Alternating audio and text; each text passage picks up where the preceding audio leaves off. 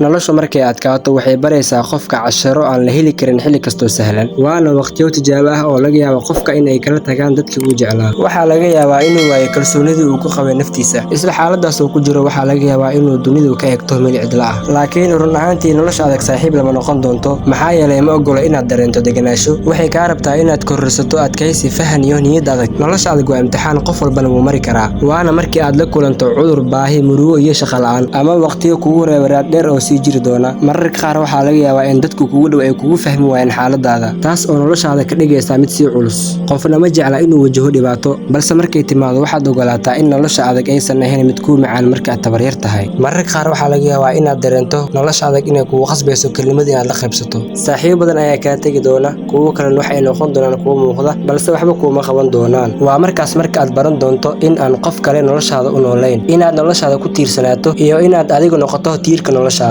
Nolosha adag waxay dhistaa qofka maskaxdiisa, jismigiisa iyo aayatinkiisa dambe. Waxay kuu noqotaa macallin, waxayna kaa saartaa riyooyin badan oo been ah, waxayna ku tusaa waxa dhabta ah ee nolosha ka jira. Marka aad ka adkaato caqabadaha nolosha ka jira ee waaweyn, waxaad noqonaysaa qof la taaban karo maskax ahaan iyo ruux ahaanba. Haddii aad raadiso saaxiib ay nolosha adag leedahay, ugu ma heli doontid. Laakiin haddii aad adigu noqoto saaxiibka noloshaada, waxaad si rasmi ah u gudbi doontaa duruufta adkaata. Nolosha adag waxay u baahan tahay adkaysi, dulqaad, rumayn aad rumaynayso hadafkaaga. Waxaad ogaataa in maalmaha adag aysan joogto noqon doonin. Qofka nolosha adag ka guuleystay ma ahan mid si sahlan ku guuleystay, ama mid ay taageertay nolosha. Noloshu waa safar buuxa, lagana heli karo caqabado iyo duruufo adag.